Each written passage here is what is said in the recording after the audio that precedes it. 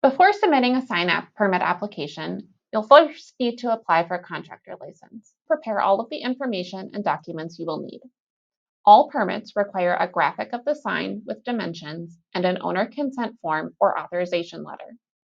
Wall signs also require a graphic showing the dimensions of the wall and the dimensions of the existing signs that will remain after installing any new signs. Freestanding signs also require a site plan with the property lines shown. Once you're prepared, go to blainemn.gov/IMS and log in. Click on Apply for Permit under the Permits tab, and then select Sign Permit and Permanent Sign. From there, you will enter the location of the project. You can do this by typing the address into the text box. You may find that your browser autocomplete is covering up the dropdown that is populated by the permitting system. You need to select the address from the dropdown, not from your browser's autocomplete. If you're finding it difficult to do this, try entering less of the address or skipping the first number so that your browser autocomplete does not take over. You can also enter the parcel number without dashes and select using that. Once you have selected from that dropdown, you can hit Next to bring you to the next screen. Now you will need to enter a title for your application. Please enter the name of the business and a descriptor such as west wall or monument sign.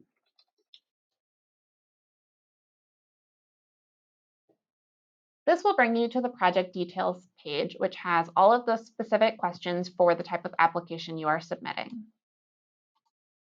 As you change things, some additional fields may appear.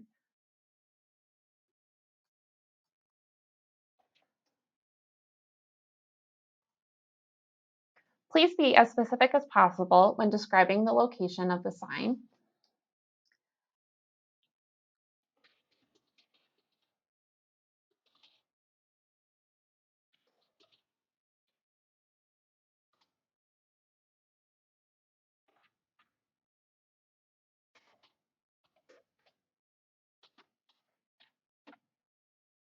Please note that all freestanding signs need to be set back at least 10 feet from the property lines, and that you will need to locate the property line, not just the curb line, in order to properly locate the sign.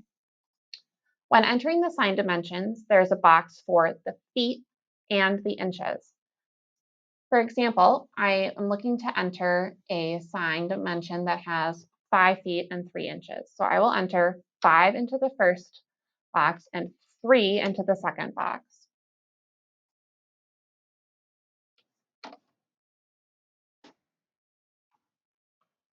Lastly, for freestanding signs, you need to enter the monument height. So that's the total height of the sign, including the base.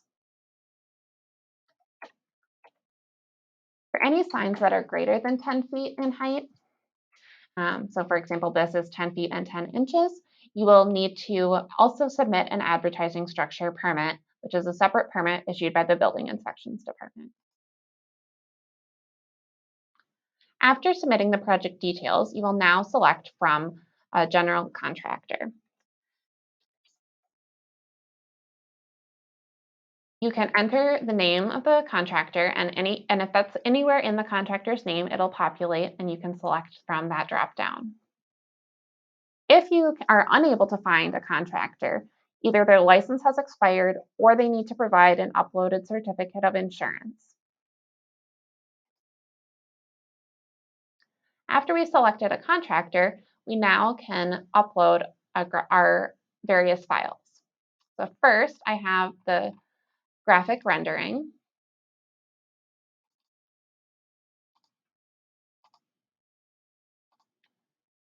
the property owner consent,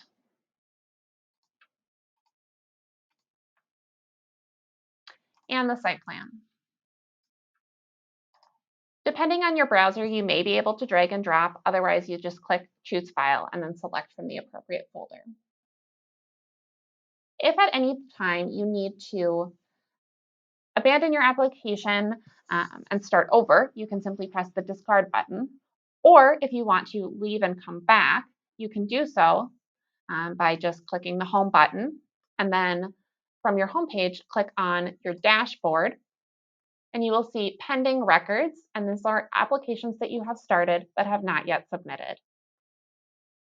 It will leave off with whatever the last item that you had done before hitting save and next. So in this case, I didn't hit next after the site plan, so that file will need to be uploaded again. But everything that was entered previously is still in the system.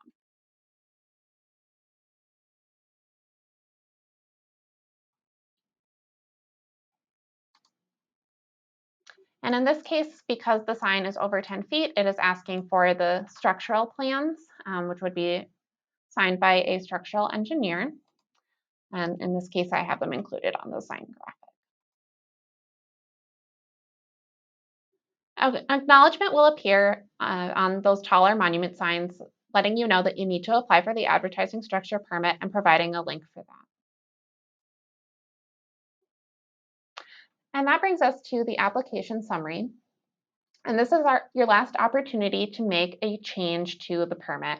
So I can click on any of the orange edit buttons to change my permit data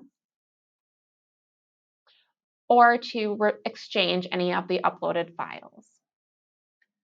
Once I am done with the application, I will hit the green submit button. If I want to view that application, I can click on the permit number and that will take me to the page to view it. Alternatively, if I need to submit another sign permit application, I can hit the green another button and that will bring me to another application for a permanent sign. After you've submitted your application, staff will review and comments will be sent via email, typically within 1 to 3 business days. If you have not received comments after 3 days, please check your spam filter or return to the online application to check the results of your review. You can use the history button to view your recently submitted applications or access them through your dashboard. And you can see in this case that there is a review located here, and I can expand it and see that the status is pending. Once there are comments here, you would be able to see comments and what the status is. So if it's corrections required, then you would need to submit additional information.